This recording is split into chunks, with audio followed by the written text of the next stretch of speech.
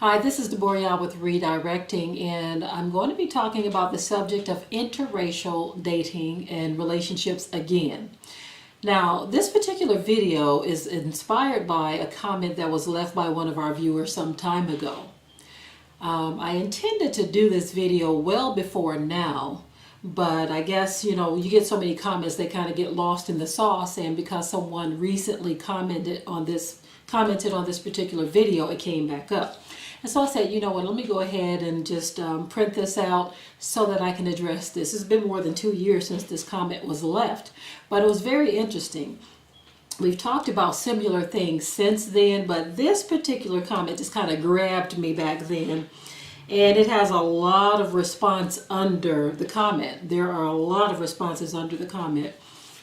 But I'm going to go ahead and read it, and I'll put it up on the screen for those of you who are following along. But it's from a viewer, and it is a white man. His name is Steve, okay? And he says, this is interesting. It's true that when a black man marries a white woman, he is doing white men a favor by taking in our low-hanging fruit, so to speak. Most white men wouldn't want this kind of woman anyway. And so I thought that particular comment was interesting. It's kind of funny too. But basically what he is saying, when you really listen to this, I mean, very interesting. He's saying that there are particular types of women of their race that a lot of so-called black men gravitate to. And these white men consider them to be their low-hanging fruit. This is what he says.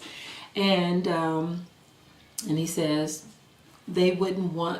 most white men wouldn't want these kind of white women anyway. And it kind of echoes what many of us have always thought.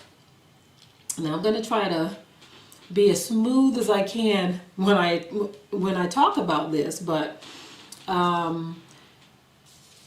standards seem to have been lowered when it comes to so-called black men that go outside of their race.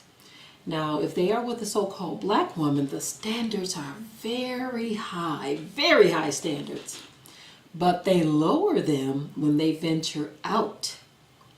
Now, I want to ask this question. What are the chances of a black man seeing a black woman that may be overweight and already has children, doesn't have a whole lot going for herself, but she's just a black woman, little overweight, already has children, not a whole lot going for herself, or maybe she does have something going for herself, she's just overweight and have children already. What are the chances of a black man taking this woman to wife? Let's be honest with ourselves. How many of you so-called black men would see an overweight black woman that already has children and marry her? Now get this, I'm not saying that it has never happened, because it has happened. But what I mean is when we see the standards being lowered, when our men step outside of our culture, it is almost like a kick in the teeth. But even so-called white men are acknowledging what is happening. And if they are saying or referring to their own women as low-hanging fruit, so to speak, and saying that most white men wouldn't want these kind of women anyway, if they are saying this, if white men are saying this, then white women also know this. And so this would explain why you will have an obese white woman who is able to get a black man, in many cases easier than a so-called black woman who is not obese. Also, I've seen a number of videos where you have men in Nigeria, black men in Nigeria, who are marrying women, white women, that are much older than them. They're much older. And when I'm saying much older, I'm talking about 20 and 30 years older. I saw one case where a woman 76 years old married a young Nigerian man. Now, before you all go off into left field, those were Nigerian men, yes, but we also see that here in the U.S. and other regions of the world. So don't think that this is just a Nigerian thing. I have seen the same thing here locally. And so what is it? I wish a black man who is in this situation, I wish you could explain to me what it is that has attracted you to a plus size Becky. Can you please explain to us what has attracted you to a plus size Becky, or a Becky who doesn't have all of her ducks in a row? She isn't successful. She doesn't have a life that is just swimming in the lap of luxury. She's just kind of very run-of-the-mill. What was it that attracted you to those particular Beckys?